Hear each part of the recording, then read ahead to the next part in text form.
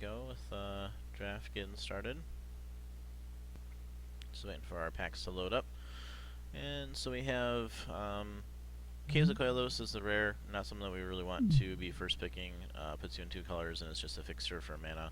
So definitely not something that I'm looking for. Dwynen's Elite could go on the elf plan. The creature type elf is something that they have put in black and green. The unfortunately with Dwynen's Elite is that you don't have to go black, but definitely solidifying yourself in green. There are 2 other elves in here, and we may very easily, well, definitely we would probably get like Empath back, but maybe even get a Visionary. However, there's a really great white card in Suppression Bonds, which it makes it so you put it on a non-land permanent. It makes it so that that permanent can't attack or block, and its activated abilities can't be activated. So that means you can also put it, besides putting it on a creature, so you can attack and whatnot through it. It also means that you can put it on a planeswalker, or you can put it on like an artifact, and they can't use that artifact either. And it also is the only good white card in that pack, so we're not passing anything else that's good. So hopefully we can solidify ourselves into a color, but unfortunately white did not come back in this second pack. The best uncommon and probably the best card, however, in this one is probably Sigiled Starfish, which I will probably end up taking. We might get one of these blue cards back, and that would be fine with me. 2 mana creatures in this format are very important, and also the ability to scry one, even though it doesn't have any power. It can attack because it doesn't have defender, but it doesn't have any power. The ability to look at the top card of your library, and if you don't want that card, to put it on the bottom of your library, so you're almost always drawing something important, is very, very advantageous in any game. So we're going to go ahead and take this Starfish. Unfortunately, no white, which is fine. White is very heavily drafted in this set. I like Zendikaar's Incarnate, unfortunately not in any color that we picked already. Disperse is in blue, obviously, but we already saw one Amacy, that one of these come back. I think I'm going to just take Reeve Soul. I do like Rock Smallers, but early removal along with early creatures is, again, important for us to be able to keep in mind. Enthralling Victor, I played a lot of the pre-release sealed events at our local game store, and Enthralling Victor was okay, but if you weren't able to cast him on turn 4 or 5, and you had no other way to like sacrifice the creature that you stole, it was kind of underwhelming because it just becomes a 3/2 for 4 mana, which isn't that great. So here we have no white or black or blue. So really, so we're probably gonna go with some of those. We could try taking the Thunderclap Wyvern, but I haven't seen much of any of those other colors, and I have been seeing red and green being passed, which makes sense because a lot of people think that green is the weakest in this format, and I don't like trying to force myself into a color archetype. I like to take the try to assess and take the best cards if possible in a pack. Still learning, so I'm not gonna say I always get it correct, but I'm gonna go with the Conclave Naturalists, I believe, because it's probably the strongest card, and even though it's going into a now 4th color, I want to say that it's a possibility that we can go green. So here we have 4 really good cards: Jessian Thief, Lightning Javelin, Rock Smallers, and Water Courser. Lightning Javelin and Jessian Thief are probably above Water Courser and Rock Smaller, although if you can't get in with Jessian Thief, it's just like a blocker for 3 mana, and then Water Courser actually becomes better. But if you connect once with the Jessian Thief and you get the ability to draw a card, that's really good. And since we have the Starfish, I'm going to take Jessian Thief, and maybe we can continue to get blue. If we continue to get blue and green, oh yeah, Might of the Masses is actually okay too. I'll be okay with continuing to take that. But here we don't have anything blue or green really. I don't really want to play a counter target creature spell. If this is counter any spell and draw a card, it'd definitely be worthwhile, but it does not seem like that is a possibility. So we could go with Weight of the Underworld. Elemental Bond, yes, is an uncommon, but it's taking your turn 3 play off if you play this on turn 3. And everything you play after that has to be 3 or greater for you to draw a card. I mean, I could try it. I do have the Conclave Naturalists, and I do want to, you know, probably go green-blue right now, although we're not married to anything. But Enshrouding Mist is good in white. I haven't seen anybody try the Elemental Bond plan, so maybe we'll make it work and see what happens. Again, if you were able to get this to go off once, you know, it's probably worthwhile. So, here we actually have a couple good picks between the Aeva's Force Mage and Water Courser. The Aeva's Force Mage usually gets passed around more often, so I'm going to take the Water Courser. It also can trade up a lot easier. Aeva's Force Mage is definitely very good for aggressive decks, but not as much for like defensive decks and holding back strategies. Here we get an awesome card with Bounding Crisis. This is the kind of card that I really like to see. It actually works well with Elemental Bond, and it's a great combat trick, as well as just end of your opponent's turn, play a 3/3. I'm okay with a Hitchclaw Recluse. It doesn't work well with the Elemental Bond, unfortunately, but it does hold down the Thopter Flyers, so I'd take that over. I mean, this is just a wall, which doesn't do any good. And then the counterspell is okay, but I think I'd rather have a creature to begin with. Oh, Screeching Scab came back, which is awesome. Go ahead and take that. Dreadwaters.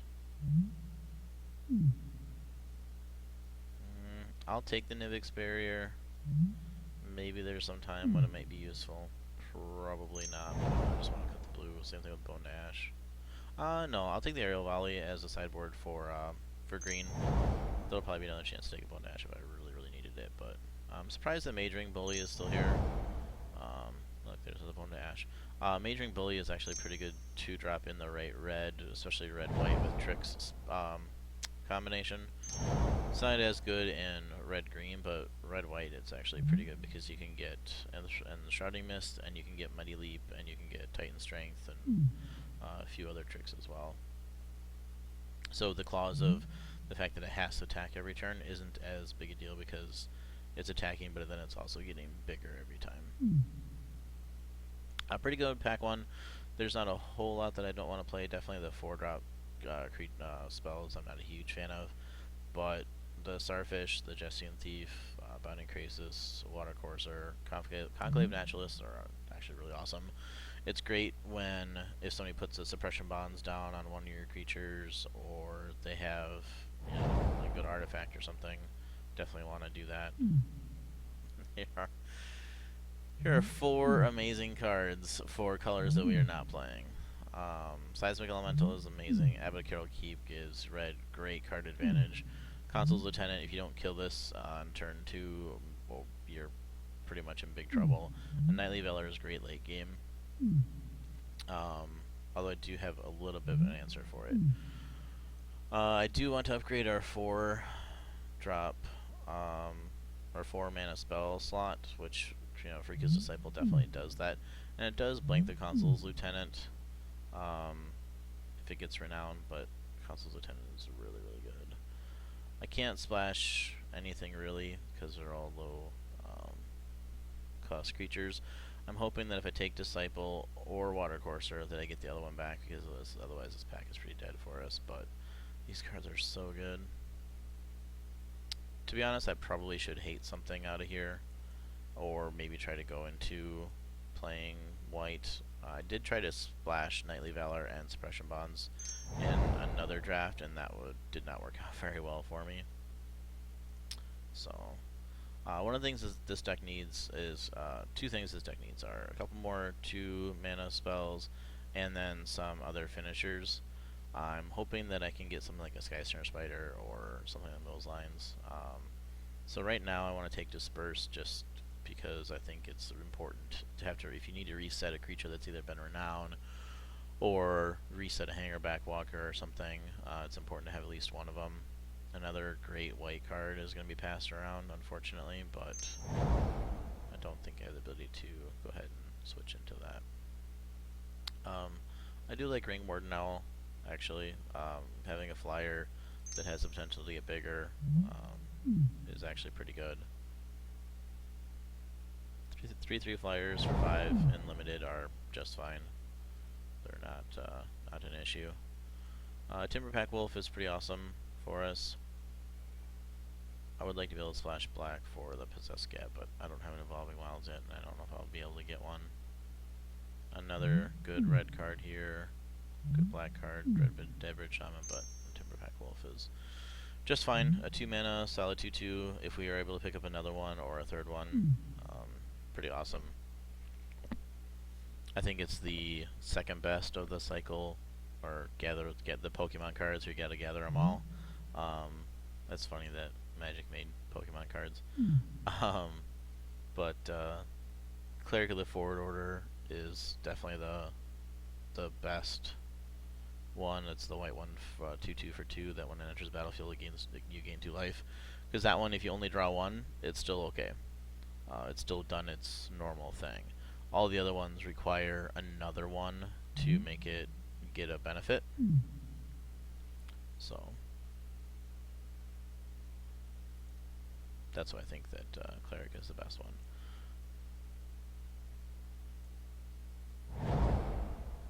Another Possessed Scab. Awesome. Unfortunately, I don't really see any green, which is weird because green was passed around a lot in the first pack. There's a Cleric of the Forward Order, and in foil. I'm probably going to go... I don't really have any reason to fill the graveyard. I guess the problem with Scrapskin Drake is that if you're behind and you need a stabilizer, he absolutely does not do that, of course, because he can only block creatures with flying. I'm going to try the Screeching Scab, because just for another 2-mana creature. Here we go. Here's the top end. So Scab Goliath, actually, with the Screeching Scab, is awesome. Fills the graveyard with hopefully some creatures, and then we need creatures to be able to cast him. So we're definitely going to take the Scab Goliath and be pretty happy with that. Blessed Spirits is still in this pack. Wow. And a Crone Sergeant. So everybody before this pack, nobody was white or red before this pack at all, because these 2 cards would have been taken unless this pack was just the most powerful that I've ever seen, because there's still other good cards in here, like Anchor to the Ether and Orchid Spirit. We're pretty creature heavy already at 12, so I'm going to actually take Anchor to the Ether. It's a really good reset card again. Messes up their draw, they don't get something new, they have to recast whatever it was, and you get to scry off of it, so that's pretty awesome. Unholy Hunger is still here. I don't know what people are not drafting. So nobody was also black before this pack got to us either. So everybody before this pack, before these last 2 packs, were taking all blue and green cards, because red, white, and black apparently are just completely open, which scares me. But we do get the Foundry of the Consoles, which is awesome. I'm actually really happy to have that card. I could take the Guardian Automaton, but I think Foundry will serve us better in the long run. Excellent. We did get the Water Courser. Definitely going to take that over the Scrapskin Drake. Again, I think that it is something that will be better, especially as a ground blocker. And we got the Goldforge Sentinel, so I'm really happy to see a couple of the heavy hitters come back. I'm pretty happy about that, actually. I will take Send to Sleep here, but I'm probably not going to want to play it. If you don't have Spell Mastery, it just doesn't do enough. And even if you do, I think one of the reasons that it's not as good, I'm just going to continue to take picks that don't really mean too much for the last few picks. One of the reasons I think Send to Sleep is not as good is a lot of times when you tap something down and it doesn't untap until end of turn, that ability used to be a lot better. Now here's something interesting. This Deep Sea Terror in this deck with the 2 Screeching Scabs might actually be better than normal, because you're putting stuff in your graveyard, which is pretty awesome. Anyway, so normally something where you tap creatures down, especially if you tap them down, they don't untap on your next untap step, is really, really awesome. The issue is that in this format, I feel like there is not enough bigger creatures that you can take advantage of a tap-down team. A lot of times you're just attacking with a 2/2 or a 3/3. So if you tap something down, and even if it doesn't untap on their next turn, you're only going to get in for maybe 2 or 4 damage with that one spell. and that just isn't enough to like end a game. If you tap down creatures and they didn't untap, and then you're attacking with a 7/7 here, which we're gonna take, that's a whole different story. And I think that's where Send to Sleep sometimes is really amazing, and then other times, like in this set, just not as good. So here we have an issue. Look at all these red cards. But I really want the Timberback Wolf. I really want the Draga's Invocation because this will not come back. But I think I have to take the Claustrophobia because it's a removal spell, and we have a lot of creatures and actually arrows. So we only have 3 spells. Ton of board presence, but we don't have enough removal. So definitely gonna take the Claustrophobia, unfortunately, because I really wanted those other spells too. The Gilt-Leaf Winnower is really good. Good thing about the Gilt-Leaf Winnower, though, actually, is it doesn't kill Deep Sea Terror, Gold Force Sentinel, or the Majoring Responder, or the Conclave Naturalist, or the Ring Ward now. So I took Water Courser over Force Mage last time, and I really don't see any reason to change that idea. We're not really going to be beating in with a lot of those other creatures, so... So 2 of the gold cards. I wish ours was in this pack, but it is not, unfortunately. So here's an interesting option. I could take the Caustic Caterpillar as an extra backup at some point if we needed another effect like the Conclave Naturalist. Or, because the late game options of the Naturalist, Scab Goliath, the Majoring Responder is really, really good. I am not usually a huge fan of Guardians of Meletis, but in a game where we actually want to not stall, but make the game go later so we can get a creature like this into play, may actually be okay. So I'm going to attempt the Guardians of Meletis and kind of see where that can take us. Llanowar Empath is exactly what I think this deck wants. We're kind of late in the 4 mana creature anyways, and it allows us to scry to one of our big finishers, so that's pretty awesome. I'm going to take Empath. I'm going to take the Might of the Masses. I don't have a lot of ability to go wide with Might of the Masses to make it like a +4, +4, +5 for 5, +5, +5. But it's enough of a combat trick to, I think, warrant play. Another Empath, which is pretty awesome. The only thing this deck didn't get that I was kind of hoping for was a Leaf Gilder. Turn 2 Leaf Gilder is pretty incredible.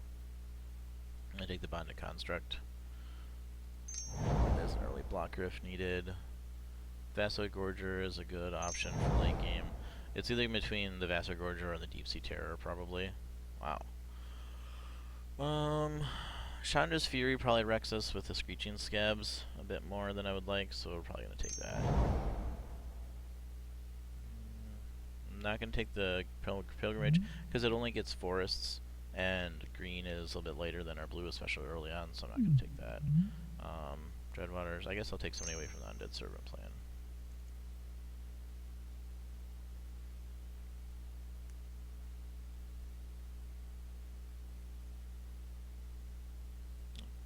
China's Fury can go away.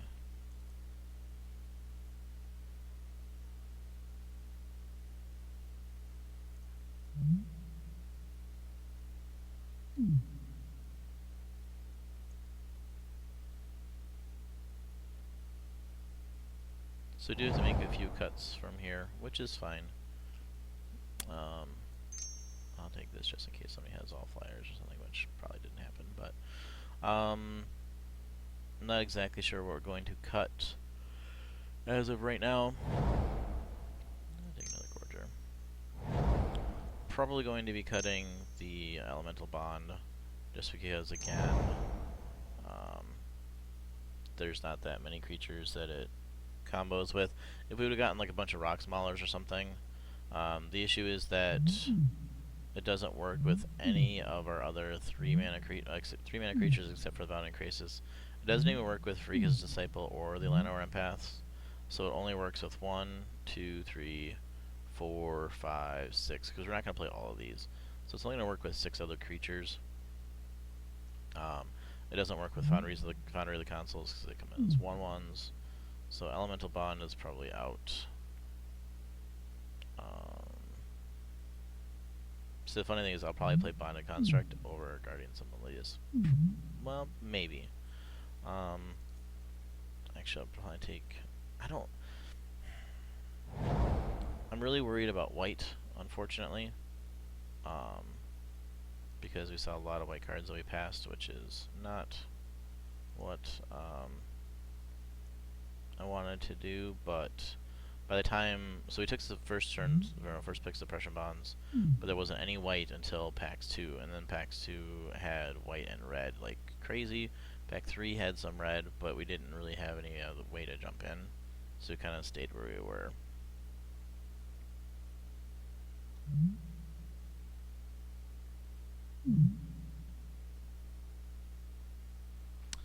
So we need to cut...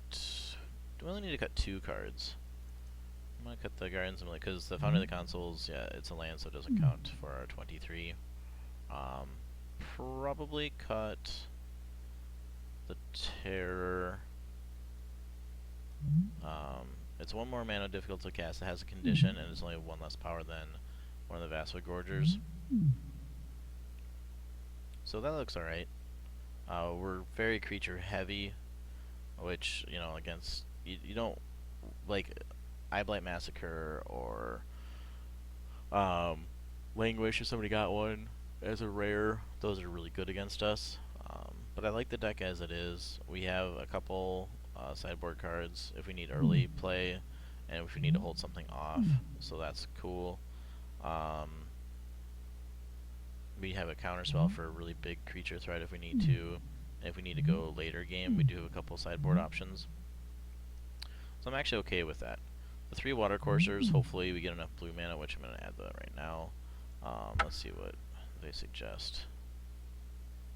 I don't have any double green cards, so 10-6 is okay, but I think... I do only need 1 green. I need double blue by turn 3 if I really want to cast a Claustrophobia.